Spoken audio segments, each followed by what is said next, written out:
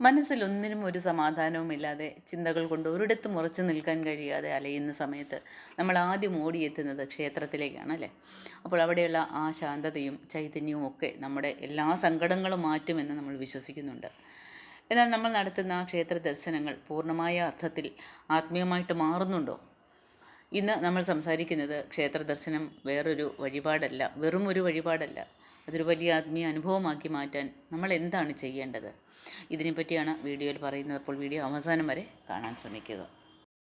നമ്മൾ പലപ്പോഴും ജീവിതത്തിലെ തിരക്കുകളിൽ നിന്നും നമ്മുടെ സങ്കടങ്ങളിൽ നിന്നുമൊക്കെ ഒരാശ്വാസം തേടിയാണ് നമ്മൾ ക്ഷേത്രത്തിലേക്ക് പോകുന്നത് അല്ലേ. എല്ലാ തിരക്കുകളും എല്ലാ ആഘോഷങ്ങളും സമയം നേരം പോക്കുകളും എല്ലാം കഴിയുമ്പോൾ നമ്മൾക്ക് പല പ്രശ്നങ്ങളെ നമ്മൾ ഫേസ് ചെയ്യേണ്ടതായിട്ടുള്ള സാഹചര്യങ്ങൾ വരും. അപ്പോഴാണ് നമ്മൾ എവിടെയാണ് എൻ്റെ രക്ഷ എന്ന് നമ്മൾ തേടുന്നത്.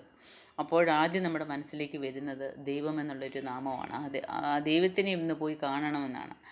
പക്ഷേ നമ്മൾ ആ ഒരു ആശ്വാസം തേടിയാണ് നമ്മൾ ക്ഷേത്രത്തിലേക്ക് എത്തുന്നത്. പക്ഷെ അവിടെയും പലപ്പോഴും ഒരു ആചാരം പോലെ വന്ന്, അല്ലെങ്കിൽ ഭഗവാനെ കണ്ട് എനിക്ക് ഈ ഒരു പ്രശ്നമുണ്ട്, ഇതൊന്ന് മാറ്റിത്തരണം, അതിന് വേണ്ടിയിട്ട് വഴിപാടുകളൊക്കെ കഴിച്ച് നമ്മൾ വേഗത്തിൽ മടങ്ങാറുണ്ട്. പക്ഷേ ക്ഷേത്ര ദർശനം എന്ന് പറയുന്നത് അത് വെറുമൊരു ശീലമല്ല, അതൊരു വലിയ ആത്മീയ അനുഭവമാക്കി മാറ്റിയെങ്കിൽ മാത്രമേ നമ്മുടെ ജീവിതം മാറുകയുള്ളൂ. നമ്മൾ ക്ഷേത്രത്തിൻ്റെ ആ ഒരു തിരുമുറ്റത്തേക്ക് നമ്മൾ കാലെടുത്ത് വെക്കുമ്പോൾ തന്നെ നമ്മുടെ ഉള്ളിലെ ആ ലൗകികമായ ചിന്തകളും ഈഗോയും എല്ലാം പുറത്തുപേക്ഷിക്കാൻ നമ്മൾക്ക് സാധിക്കണം. നമ്മൾ ശുദ്ധിയോടെ ഒരു കൊച്ചുകുട്ടിയെപ്പോലെ നിഷ്കളങ്കമായി വേണം ഭഗവാന്റെ ആ ഒരു നടയിലേക്ക് ചെല്ലാൻ. അവിടെ എത്തുമ്പോൾ നമ്മുടെ ഉള്ളിലെ പ്രപഞ്ചശക്തിയെ നമ്മൾ അനുഭവിക്കുകയാണ് വേണ്ടിയത്. ശ്രീകോവിലിനുള്ളിലെ ആ ചൈതന്യം, ആ മന്ത്രധ്വനികൾ, ആ കർപ്പൂരത്തിൻ്റെയും ചന്ദനത്തിൻ്റെയും ഒക്കെ ഗന്ധം, നെയ്വിളക്കിൻ്റെ വെളിച്ചം, ഇതെല്ലാം വെറുതെ കാണാനുള്ളതല്ല.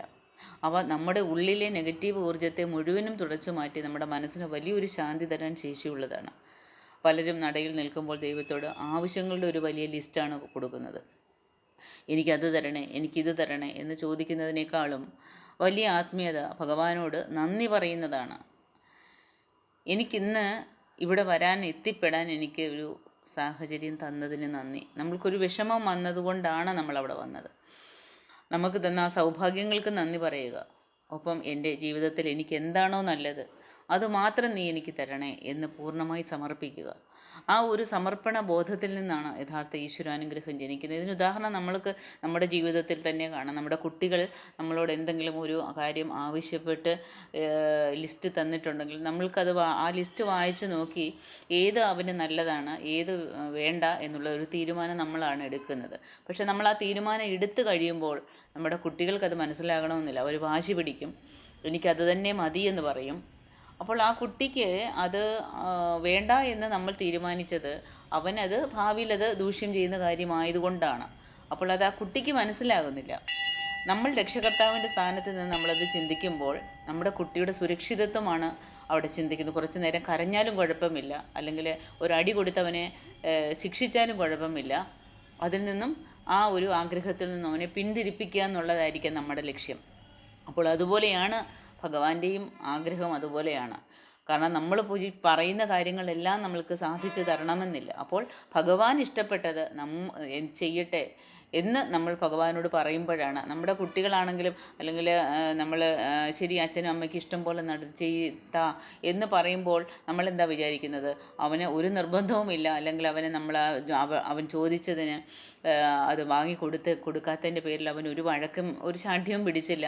അപ്പോൾ അവൻ ചോദിച്ചതിനെക്കാട്ടിലും കുറച്ചുകൂടി ബെറ്ററായിട്ടുള്ള കാര്യമാണ് നമ്മളത് ചെയ്തു കൊടുക്കാനെന്ന് നമ്മുടെ മനസ്സിലൊരു തോന്നലുണ്ടാകും. അതേസമയം വാശി പിടിക്കുന്ന കുട്ടിയോട് നമ്മൾക്കത് തോന്നാറില്ല അല്ലേ.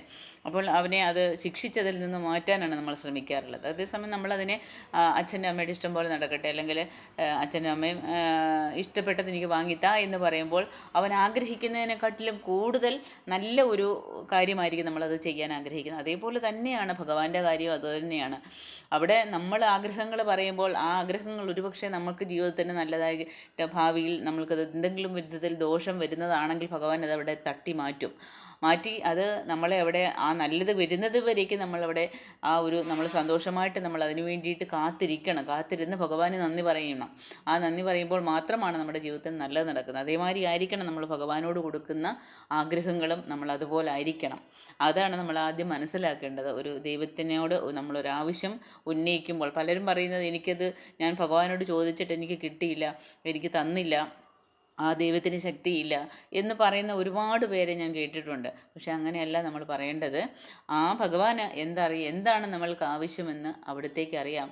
അവിടത്തേക്ക് അറിഞ്ഞ് നമ്മൾക്കത് ശരിയായ രീതിയിൽ നമ്മുടെ കർമ്മഫലങ്ങൾക്കനുസരിച്ച് നമ്മൾക്കത് തരും ഭഗവാൻ. അതുവരേക്കും നമ്മൾ ഭഗവാന് നന്ദി പറഞ്ഞ് നമ്മൾ കാത്തിരിക്കുക എന്നുള്ളത് മാത്രമാണ് നമ്മുടെ ലക്ഷ്യം.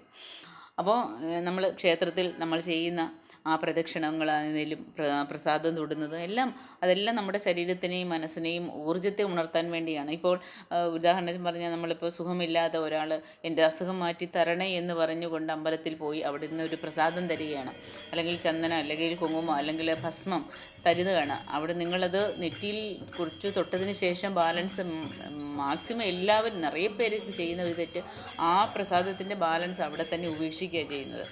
കയ്യിൽ തരുന്ന തൊട്ടിട്ട് അതവിടെ എവിടെയെങ്കിലും ഒരു ഭിത്തിയിൽ തേച്ച് വയ്ക്കും. ഇല്ലെന്നുണ്ടെങ്കിൽ ഭസ്മമാണെങ്കിൽ എവിടെയെങ്കിലും ഏതെങ്കിലും അവിടെ ഏതെങ്കിലും ഒരു ഭാഗത്ത് കൊണ്ടുവന്ന് അവിടെ കൊട്ടിയിട്ടിട്ട് വരും. അതേസമയം ആ പ്രസാദം അത് ഒരു മരുന്നിന് തുല്യമെന്ന് വിചാരിച്ച് നിങ്ങളത് കൊണ്ടുവന്ന് നിങ്ങളത് ഉപയോഗിക്കുമ്പോഴാണ് നിങ്ങൾക്ക് അതിൻ്റെ പൂർണ്ണ ഫലം കിട്ടുന്നത്. കാരണം അതൊരു പ്രസാദമാണ്. ആ പ്രസാദം അവിടെ ഉപേക്ഷിച്ചിട്ട് വരാനുള്ളതല്ല. അത് വീട്ടിൽ കൊണ്ടുവന്ന് അതിൻ്റേതായ ആ ഒരു പ്രാധാന്യം കൊടുത്ത് അതിനെ നമ്മൾ ഉപയോഗിക്കുമ്പോഴാണ് അതിൻ്റെ ഫലം നമ്മൾക്ക് കിട്ടുന്നത്, അല്ലേ? അപ്പോൾ നിറയെ പേര് ആ ചെയ്യുന്ന തെറ്റുണ്ടെന്നുണ്ടെങ്കിൽ നിങ്ങൾ ആ തെറ്റ് ഇനി ചെയ്യാതിരിക്കുക, ഒരു അഭ്യർത്ഥനയാണ്. അപ്പോൾ ഇനി ക്ഷേത്രത്തിലൊക്കെ പോകുമ്പോൾ പ്രസാദമൊക്കെ കിട്ടുമ്പോൾ നിങ്ങളത് അത്രയ്ക്ക് ഭദ്രമായിട്ടെടുത്ത് നിങ്ങളത് വീട്ടിലെടുത്തു കൊണ്ട് വരണം.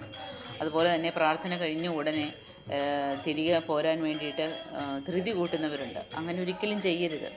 കുറച്ച് സമയം അവിടെ ആൽത്തറയിലോ അല്ലെങ്കിൽ ക്ഷേത്രത്തിൻ്റെ വരാന്തയിലോ ശാന്തമായി കണ്ണുകൾ അടച്ച് നിങ്ങൾ ഇരിക്കാൻ ശ്രമിക്കുക. ആ ഇരിക്കുന്ന സമയത്ത് പൂർണ്ണമായിട്ടും നിങ്ങൾ ഭഗവാനിൽ ലയിച്ച് ചേരുക. അവിടെയുള്ള അന്തരീക്ഷത്തിലെ ആ വൈബ്രേഷനുമായിട്ട് നിങ്ങൾ ആ ഒരു പോസിറ്റീവ് എനർജി അത് നിങ്ങളുടെ ഉള്ളിലേക്ക് നിങ്ങൾ ആവാഹിച്ചെടുക്കണം. അതിനായിരിക്കണം നിങ്ങൾ അവിടെ ഇരിക്കേണ്ടത്. അപ്പോൾ മാത്രമാണ് നമ്മുടെ ആ ക്ഷേത്ര ദർശനം പൂർണ്ണമാകുന്നത്. അപ്പോൾ അവിടെ നിന്ന് ലഭിക്കുന്ന ആ ഒരു ശാന്തതയും ആ പോസിറ്റിവിറ്റിയും ഒക്കെ നമ്മുടെ ജീവിതത്തിലുടനീളം നിലനിർത്താൻ നമ്മൾക്ക് സാധിക്കും അങ്ങനെ പ്രാർത്ഥിക്കുമ്പോൾ. അപ്പോൾ അതേസമയം ഇപ്പോഴുള്ള എല്ലാവരും ചെയ്യുന്ന തെറ്റെന്താണെന്ന് ചോദിച്ചു കഴിഞ്ഞാൽ ഇരിക്കും അവിടെ അമ്പലത്തിൽ ക്ഷേത്ര ദർശനം എല്ലാം കഴിഞ്ഞ് അവിടെ ഇരുന്ന് കുശലാന്വേഷണങ്ങൾ നടത്തുകയും അങ്ങനെയൊക്കെയാണ് ചെയ്യാറുള്ളത്. മറ്റു അയൽവക്കക്കാരുടെയും അല്ലെങ്കിൽ ബന്ധുക്കളുടെയും ഒക്കെ വിശേഷങ്ങൾ സംസാരിക്കുകയായിരിക്കും അവിടെ ചെയ്യുന്നത്. അതുപോലെ തന്നെ പലരും ഉണ്ട് അമ്പലത്തിൽ തൊഴുതാൽ ശിവക്ഷേത്രത്തിൽ പോയി തൊഴുതാൽ അവിടെ ഇരുന്നിട്ട് വരണം എന്ന് പറഞ്ഞതുകൊണ്ട് അതിൻ്റെ പേരിൽ അവിടെ ഒന്നിരിക്കും. പക്ഷേ അവരുടെ കയ്യിൽ ഫോണായിരിക്കും, ഫോണിൽ റീൽസ് നോക്കിക്കൊണ്ടിരിക്കും, ഇല്ലെങ്കിൽ ആരെങ്കിലും ഫോൺ വിളിച്ച് സംസാരിച്ചു കൊണ്ടിരിക്കും. ഇതൊക്കെ വളരെ വലിയ തെറ്റാണ്. നിങ്ങൾ അതിനല്ല അവിടെ ഇരിക്കാൻ പറയുന്നത്. അവിടെ ആ ഒരു പോസിറ്റിവിറ്റി, അവിടെ ആ ഒരു വൈബ്രേഷൻ നിങ്ങളുടെ മനസ്സിലേക്ക് ഉൾക്കൊള്ളണം. അതെടുത്ത് കൊണ്ടുവരണം നിങ്ങൾ വീട്ടിൽ. അതിനുവേണ്ടി ആയിരിക്കണം നിങ്ങളവിടെ ഇരിക്കേണ്ടത്.